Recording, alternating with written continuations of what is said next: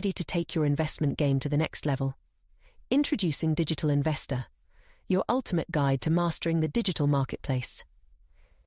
Whether you're a seasoned pro or just starting out, Digital Investor brings you cutting-edge game theoretical strategies, expert insights, and real-time tips and tactics to analyze, evaluate, invest, and grow your wealth. Don't miss out on the digital revolution. Visit www.nickblacknext.com and start your journey with Digital Investor today.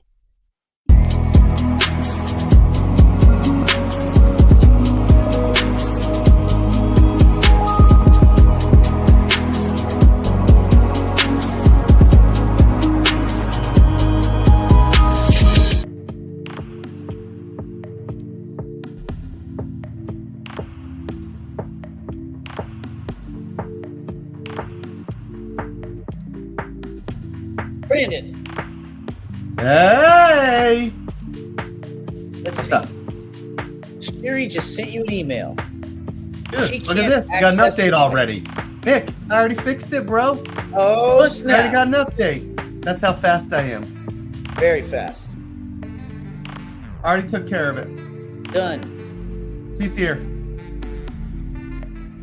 She's here. Actually, I got my wife on task on some of that today because there's some annual renewals coming up this next month, and so she's going to go through and make sure they're all renewing okay. So I got her tasked up today. She's going to be tasking. You guys have, probably not around there, do you have TaskRabbit? I've heard of it. I've never heard of it being used around here.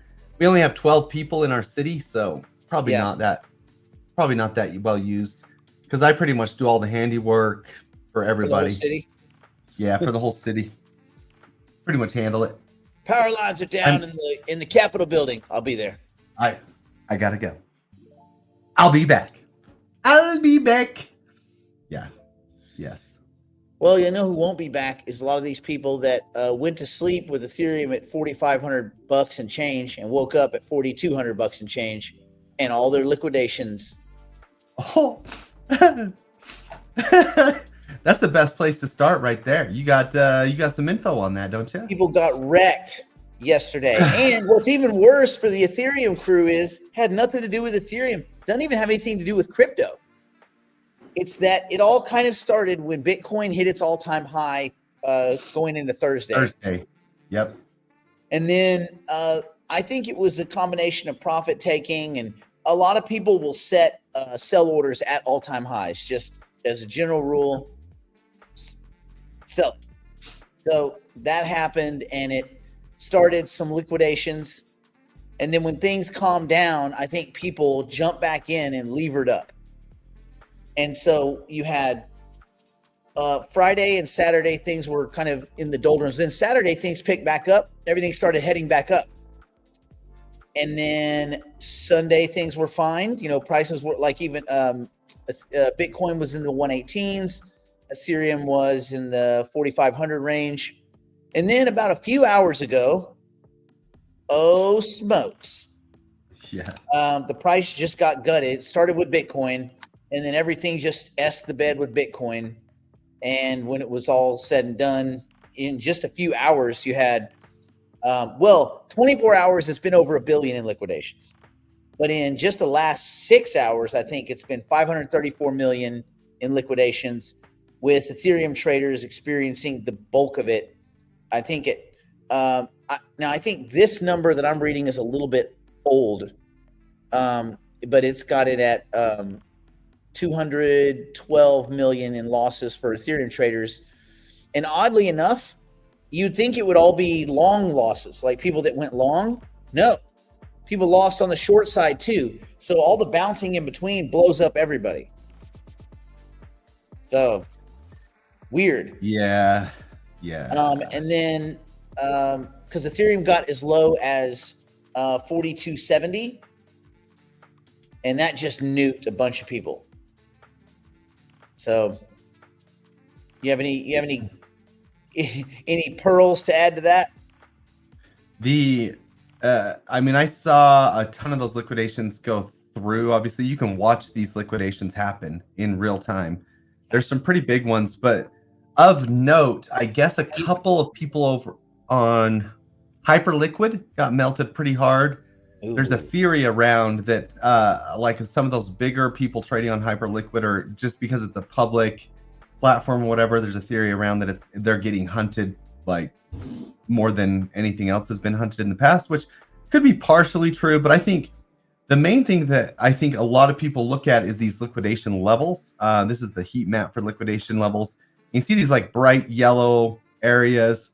The market makers usually try to go liquidate those, and so that's where the most pain is usually felt. So like on these like bright yellow areas, now these guys are short at the 116 level, you know, so easy bounce up to there. I mean, even if I go like the 3-day chart, right, you can go here and you can see these bright yellows. So right now a lot of people went short at like 119, so looks like an easy go grab that back up on the way up, you know. So this was huge on the way down. There was tons of these liquidation levels ready to be liquidated, and they all did get liquidated, and so people saw that and they got liquidated pretty hard.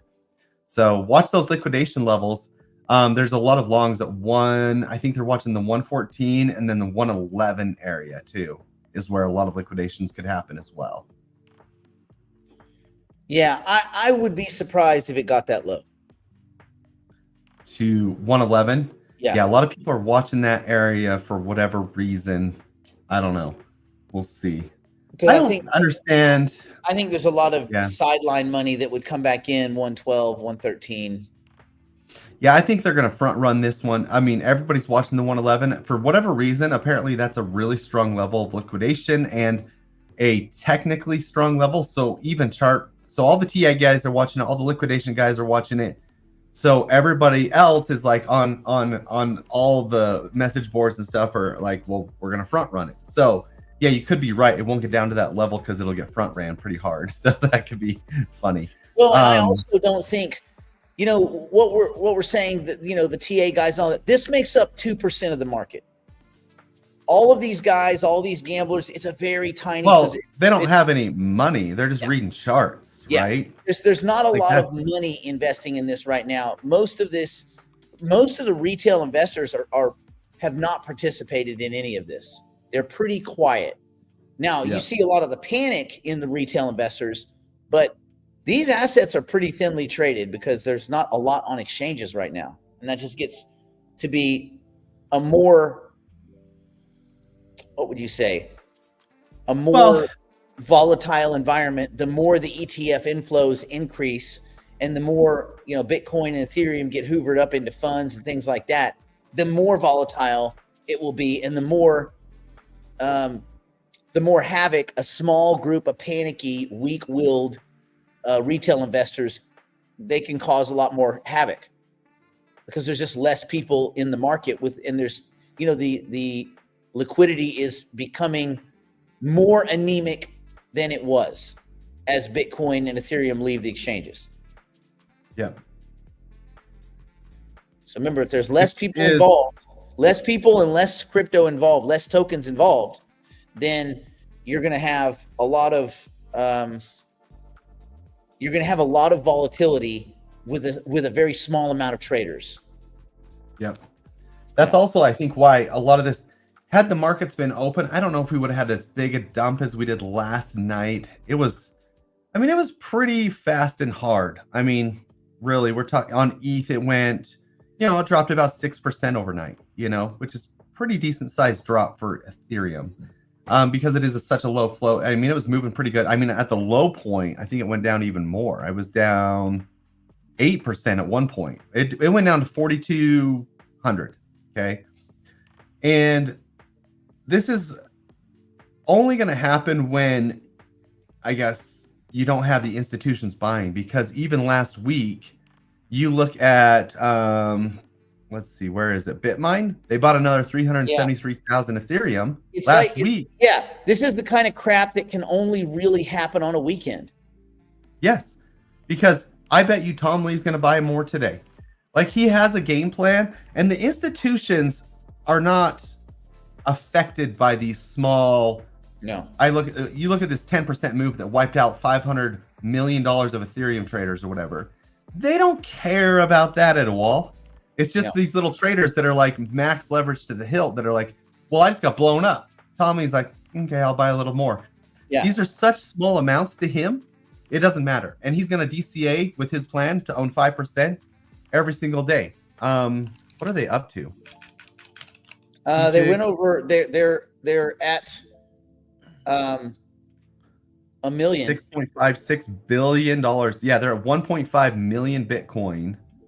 They own 1.26% of the supply. Oh, so damn! They stepped it up because remember, only the beginning of last week they were at 1 million. They were just had passed 1 million.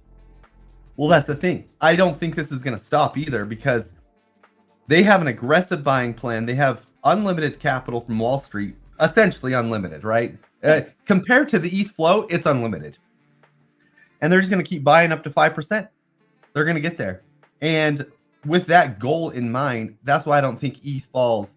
Like people are calling for $2,000 ETH, you know, it's like, get out of here. Get out of here. I think, and again, this has been a thing since time what is it, Memoriam or whatever, Memoriam. But typically people that look at charts, they don't like the idea that there's anything other than charts. And this is this is the problem with the DSGE models, the Federal Reserve. Here's the Federal Reserve problem, and this extrapolates to all people that believe that there's, that there's only charts. There's only charts, and if you move one lever, it'll tell you what the other side's going to do, guaranteed. I give you the Phillips curve. You look at the Phillips curve, and you're like, that's not even it's just a smattering of dots all over a page. There's no curve here. You're like, if you draw a curve, there is. Okay, but that's arbitrary. And that's technical analysis. And so what most people fail to understand is it's interesting technical analysis, right? It's interesting to look at it and try to put together what happened in the past, because that can give you some insight into the psychology of what might happen in the future. But remember, humans are very cagey. We do all sorts of things that have nothing to do with math. We are emotionally led goofballs. And so if you try to look at a chart going back infinity, all you can do is say that sometimes people behave in ways that are kind of similar to what I'm looking at. Kinda. If you think that's all there is, you are effed. I'm gonna do no profanity today, Brandon, as long as we don't start talking about no profanity Monday. I didn't want to add insult to injury. With Ethereum being down, I didn't want to also start cursing, dropping some bombs. So, well, don't talk about Jerome then, because I know that idiot's gonna ruin. He's gonna ruin your Friday just because he can. So here's what happens. So people rely on charts, and then they have a weird thing where they don't want to think about the psychology of the markets because that makes the charts mostly useless, right? Yep. So they just decide that information is no longer important, just like the guys at the Fed, just like central bankers in general. I don't care about your information. It doesn't agree with my preconceived notions. It's that, and it's that simple. So what I think people should do is say, listen, all of the information is necessary, but not sufficient. There's no one piece of information that is sufficient. Even the price is not sufficient. The price is just what happened in the last few moments between two randos. And then that changes too. But the closest thing to information you have is the price. That's the closest you can get. And everything else. And then extrapolating human behavior against that price, all these kind of things. That's why technical analysis traders most always fail. These funds that are these quant-based funds, they don't do real well. They do really well when momentum is consistent, when sentiment is consistent, when the market's going up. But guess who does really well when the market's going up, Brandon? Everybody. So they run when the market is up, and they're like, look what we did. I got pitched by a fund the other day from one of my buddies. He goes, what do you think? I'm like, well, they were up in the up years. He goes, yeah. I go, everybody was up in the up years. You didn't need analysis for that. What are their quants doing? It's going up, sir. Okay, let's do it.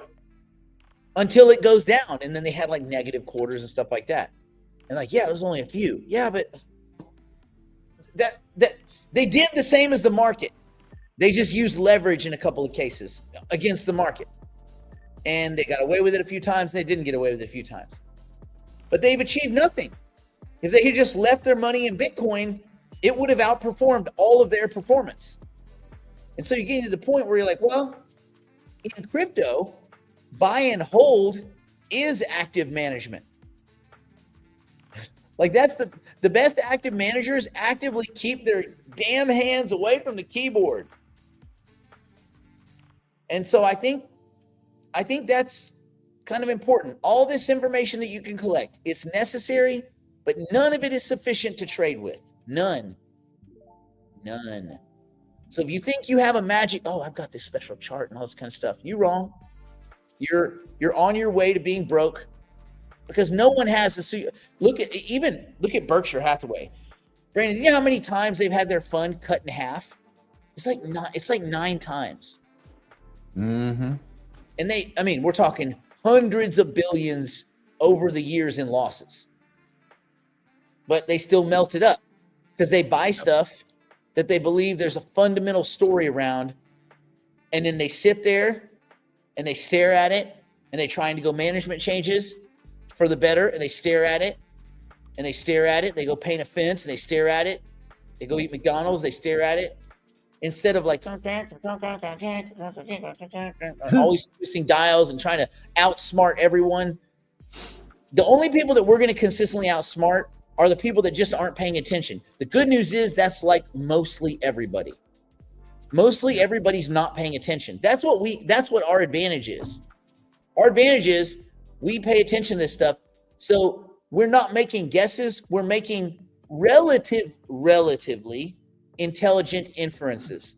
And our assumptions are less sloppy. They're not concrete. They're less sloppy than people that don't take any time to look at this stuff. And at least we know, or we should know, why we own what we own. Like, Brandon, if you were telling somebody, they're like, I want to get into crypto, Brandon, what do you say? Like, what would you tell them? I got $10,000. I want to get into crypto. What should I do, Brandon? What's the problem? Do I want to teach them about crypto or do I want to tell them what to buy? Most of the people just want to like get something to buy. So I just tell them Bitcoin, Ethereum. That's it. Yeah. If they want to learn about crypto, that's a whole different game, right? That's a whole different discussion. But, okay, then we talk about Ethereum. How hard is it to learn about crypto? It's hard, actually. It's hard. For the most part, it's not easy. I've given up. I learned. I don't even explain it anymore. I know. I'm like, it's impossible. Here's what I do. I mean, I give them, I tell them, I give them a few books and then I send them on their way. And then if they come back to me with more questions, then I'll answer those questions. Because then I know they're actually legitimately ready to learn. It's like you got to want to learn about crypto like legitimately before you can start just throwing pearls to swine, right? It's like it's like a 6th grader and they're like, why is the sun hot? And you're like, oh. No, I got to go back to the Big Bang and work my way forward.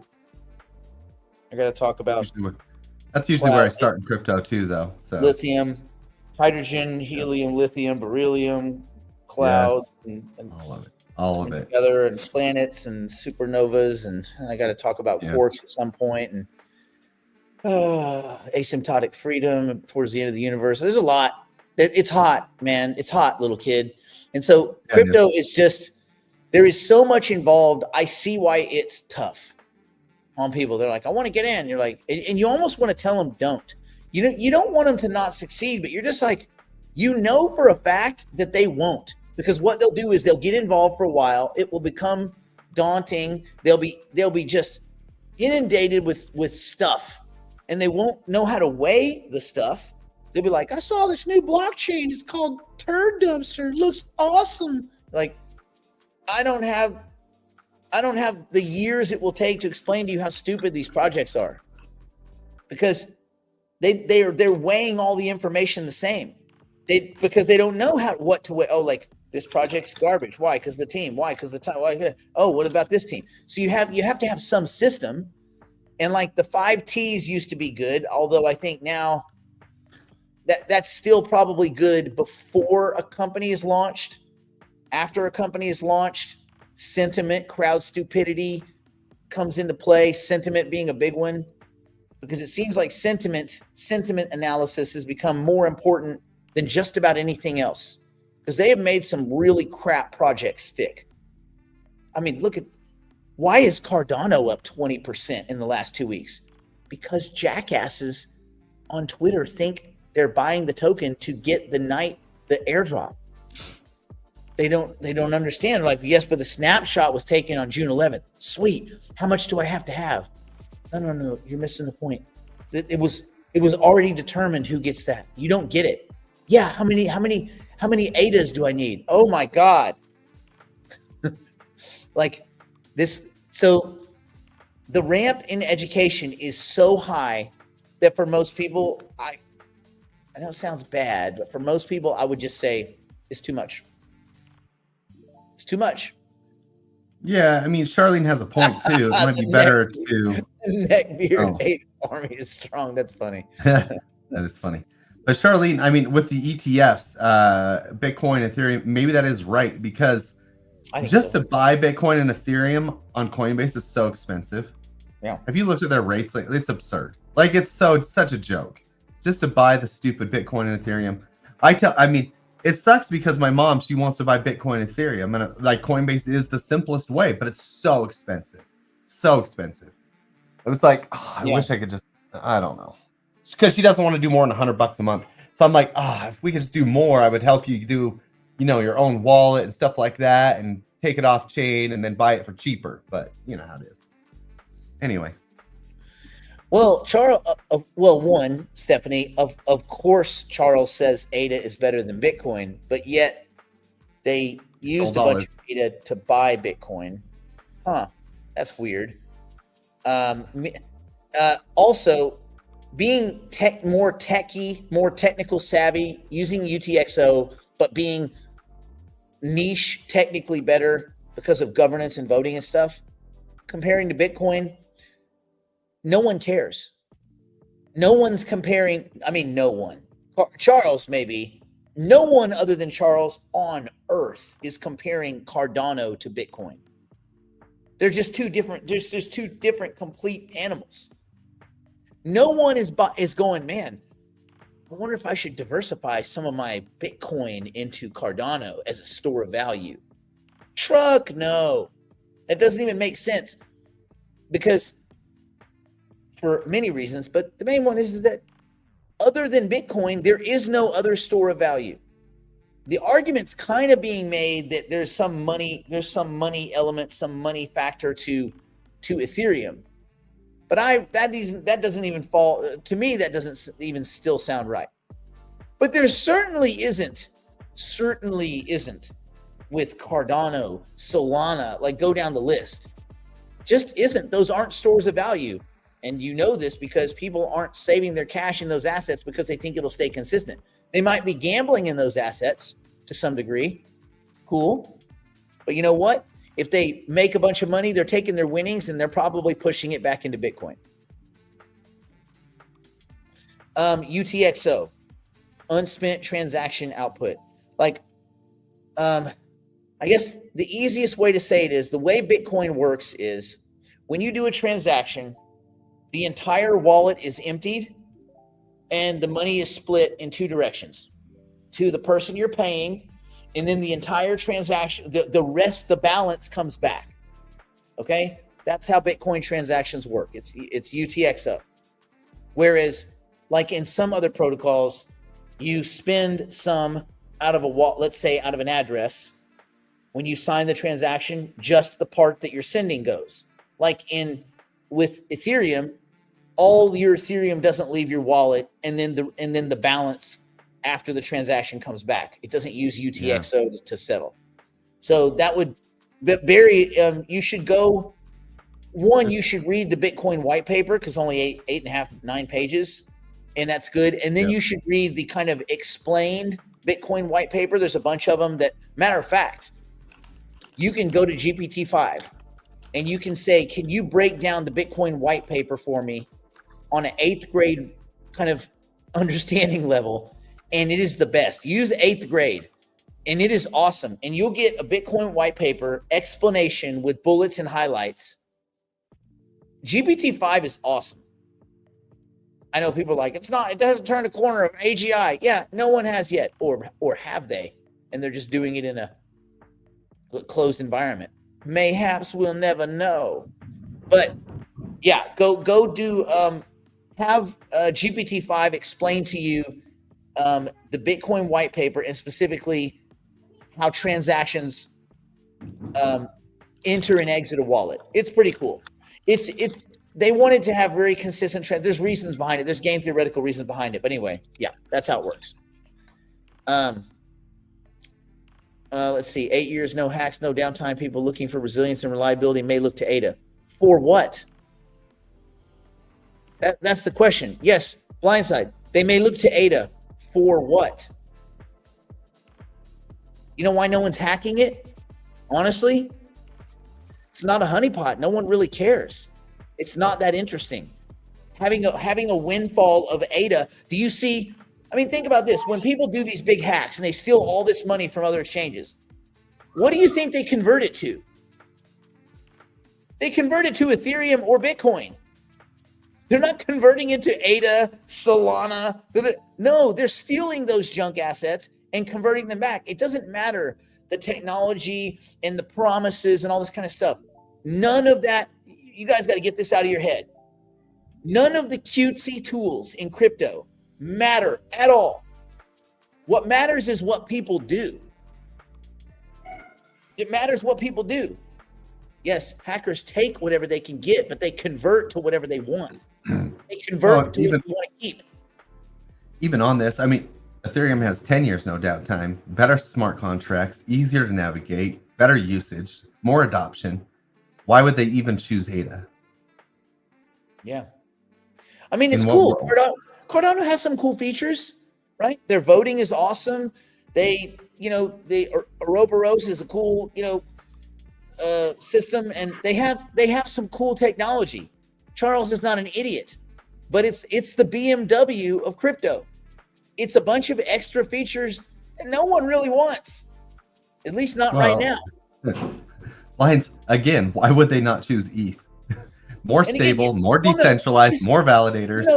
Blindside's statement is correct in that they may consider they may, which means might or might not, consider, give some thought to Cardano. That's true. You're absolutely right. They might or might not give some consideration to a variety of things. I think they missed it. I think all of these protocols missed it. Now, what you're going to see is my view. I've been reading a lot of articles, especially about this ARC blockchain. Have you been reading about this with USDC, Brandon? Yeah. Oh, yeah.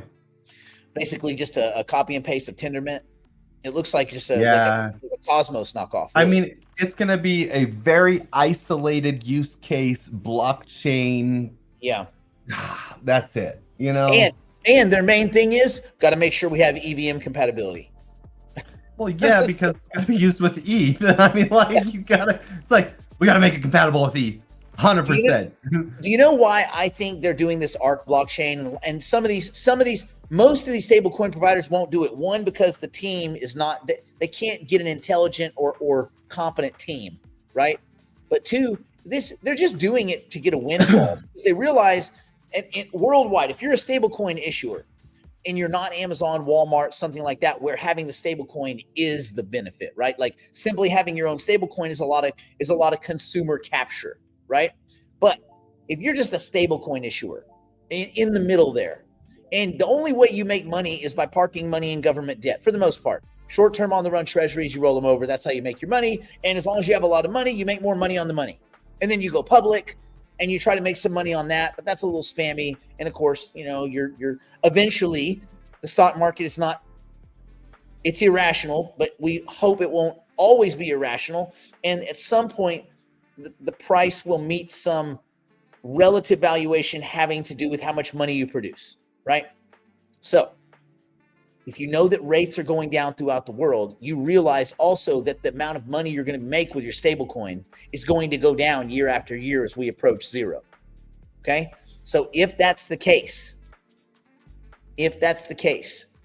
then how do you make extra money? Well, you launch your own blockchain and you have the windfall from that. So stablecoins launching their own layer one is the same as any other reason. The same reason why the guys that left Ethereum launched their own layer one. The same reason why we have Polkadot, which is garbage, and Cardano, which is cool, but no one's using it. So basically ghost chains. And so why? Because they want to get rich. Because these dudes want to get rich. So Circle, it looks like, seeing that their margins are going to get eroded to near zero, are like, crap, where's our next windfall? How do we keep investors engaged? Oh, easy. We tell them we're going to make our own blockchain. This is not much different. It's a little different, but it's not much different than the Lipton iced tea blockchain. Right? Does Circle need a blockchain? No. Do they have the technical chops to get it done correctly? Not from what I read. They have a bunch of weak dudes that were sidelined after Tendermint. Anybody here heard of Tendermint? Maybe 6 of you have heard of it. Only if you're deep in the Cosmos ecosystem would you have ever heard of it. Cosmos based, Atom, right? How's Atom doing, by the way? Oh, not good. Well, if they like that design so much, why didn't they launch on Cosmos? I'm sure there's USDC floating around on the Cosmos ecosystem, but they didn't launch on Cosmos. They launched on Ethereum, and Ethereum helped them bootstrap. So this also isn't them bailing Ethereum. This is just, the more you take a marker to it and like X out the things that it's not, it looks like it's just a cash grab. Ooh, we got a layer one. And there's like 5 or 6 of these projects that are going to do. A couple of them are launching. What was it? Not Avalanche. One was on Avalanche, which is stupid. There's a few launching on layer 2s. There's an Arbitrum based one, which again is stupid because it won't be able to interact with anyone else unless they, EVM and convert over and all this kind of stuff. And you find that like all these companies are like, we're going to launch our own layer one. We're just going to plug it into Ethereum. Oh, then you're running on Ethereum. What's the difference? Because where is most everybody else going to be? They're going to be on Ethereum. That's right. So I think this is just the windfall effect of these companies doing this. I would say this, Blindside, rather than all of these kind of ideas that the government organizations may need mission critical, blah, blah, blah, that's unlikely. It's unlikely. It's not impossible. It's unlikely. What's the best chance Cardano has, I think, is that they launch is that some stablecoin issuers trust them enough to launch, but I can't imagine anyone would. After listening to him drone on for 15 seconds, would you want to launch your stablecoin on Cardano? Ugh. My God, we got to do it. This is the guy we got to hope. And remember, he's already separated himself from Cardano, Charles has. He's like, oh, I'm out. I made my money. I'm out. Now you have to hire me. You have to hire input output. Really? He makes the Cardano, he makes the community hire him and pay him that I almost cussed. I almost did it. Charles is becoming just like Jerome Powell. He makes them pay him. He's got his billions already from Cardano, right? That he fleeced. He makes them pay him more to continue to work on Cardano, or he won't do it. He even said it. If you guys don't want me, then I'll just go. Unless you want to pay me the millions of dollars it will take for my company to keep going. What are you talking about? You took billions. You're the founder. I'm out. I washed my hands of it. Can you imagine if Vitalik just tomorrow was like, I'm not really part of Ethereum anymore. I washed my hands of it. However, if you guys want me to work on Ethereum, you're going to have to pay me. F you! That's what Charles did, and people are cool with it. again, you can keep saying things you're reading off the website, which is fine. Peer reviewed doesn't mean that much. I don't think peer reviewed means as much as you think it means. There was a company, we'll go behind the wall here in a second. There was a company that said they did this as a heist to see how bad the science community was. They wrote a bunch of scammy papers, like super woke papers. One was about, and it was peer reviewed, by the way, over and over. It was about monitoring animal behavior in dog parks to infer the rape tendencies in male transgender something, and then coming up with anyway, it was a completely fake BS thing, and it got peer reviewed. They did a bunch of these papers. That's what this company does, is they do these basically ridiculously fake papers. Not only did this thing get peer reviewed, it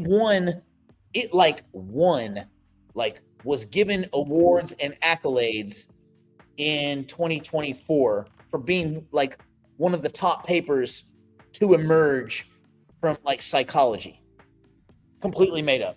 Just bogus, made up, bunch of pretty much like science-y comedians in a room. So be careful. If I would just be careful. My guess is, blindside, not to point fingers, but my guess is you're probably on the relatively newer side of the cryptoverse.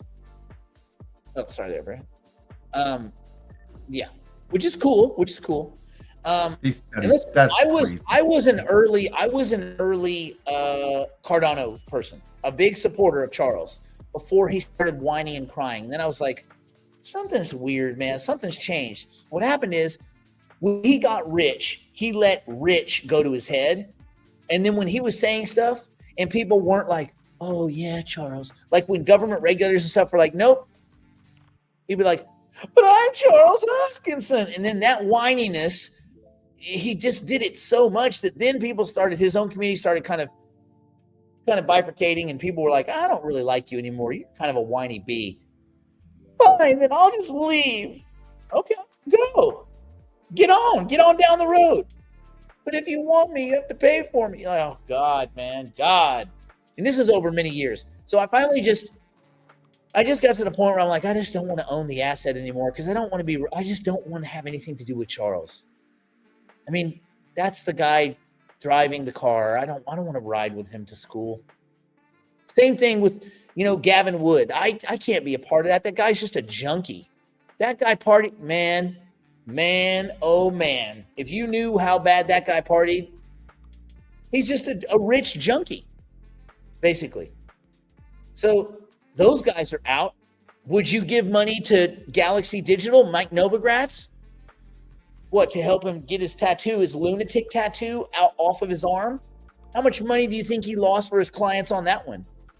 How many hundreds of millions do you think he lost?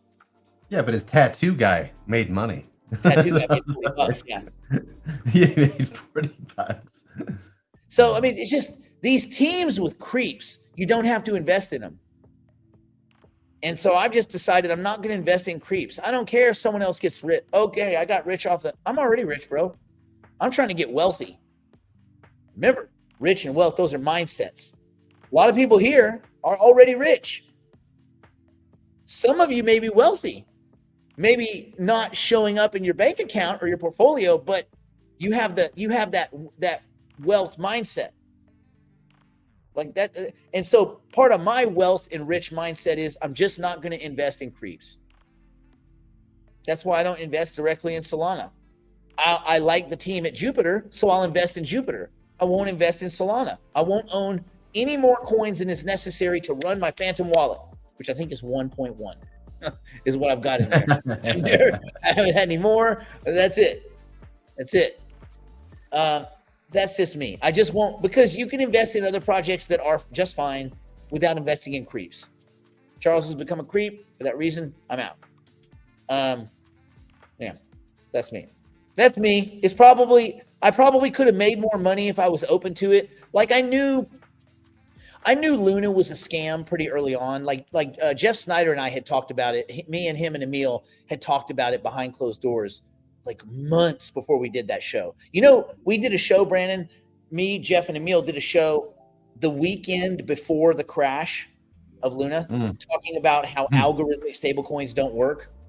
Oh, geez. That was the whole show. The timing of that show. We had talked about it for months. We were always laughed about it. And when Luna was going up, I was like, God, man, I could make so much money. I could play this thing. People are so stupid. And then when people start to find out, I could go the other way and short it to zero and all this. And I was like, I'm not going to get involved in all that. I'm not going to keep my head consumed in the very menial trials and tribulations of scumbags and losers. I'd just rather grind my income from other places. I'd rather own Bitcoin and get it slower, but still get it. And all of these things, you can have these flash in the pans. Oh, this thing went from $3 to $6 and wow. And everybody pours into it. And Bitcoin goes to 900 million slowly in fits and starts. I say slowly, it did 300% last year, slowly. But you don't have to do much to win. And that's the other thing. You don't have to do much to win in crypto. Matter of fact, the less you do normally is the better. The less, the better sometimes. Okay, Brandon, should we get behind the wall? That's why we're here. Let's do it. Let's see. We will see an alt season where some are doing 3 to 4x. Oh, will we see? Will we? That's a good behind the wall discussion. I mean, I think the idea of seasons is done. I think that whole notion of altcoin season I just think that's over with. Yeah. Like, what does that even mean? Does that mean that Bitcoin's going up and then when Bitcoin's not going up, it's altcoin season? So yay. Is it altcoin season today? Yeah, I think it's just crypto confluence right now. But last week it wasn't altcoin season. I guess I'm not sure. I guess I'm not sure about I don't think there are seasons anymore. I think that's over with. The halving cycles don't matter. Not now. We got past the one that probably mattered, which was the last one. Now it is. It's all about the institutional inflows, institutions, and maybe at some point governments to some extent. But yeah, I don't think seasons apply anymore. I think sentiment will move, marketing will move for various tokens to the degree that people then go, I'm over it. You know, I thought we were going to get a bigger run in some assets that we typically look at, and they seem to have flattened out. And remember, you say, okay, when are we going to get into, when's the bull market? When's it? Bitcoin hit 124,000. It hit an all-time high last week, and Ethereum was just a breath away from an all-time high. If that's not bull market with a 4 trillion, 4 trillion kind of total market cap on crypto, I mean, I think we're just in market now. There's not bull markets, bear markets, or any of that. We're just in market. And I think things will rise and fall with the greater markets, because crypto ain't nascent anymore. It's not some little side thing. It ain't your side piece that you hide from your girlfriend or significant other. She's in your harem now. You just have 2 wives. Your stock portfolio and your crypto portfolio. And you may have them living in the same bedroom if you do it through ETFs. You have to go really deep into that analogy. Is that an analogy? No, that's a metaphor. I didn't use or as. That's a metaphor. All right. Okay, let's get behind the wall. Let's do some behind the wall stuff. Okay. Whoop, whoop. Ba-ba-ba-da. Touching the buttons. Going behind the proverbial wall now to continue the broadcast privately for the digital investors and digital private clients.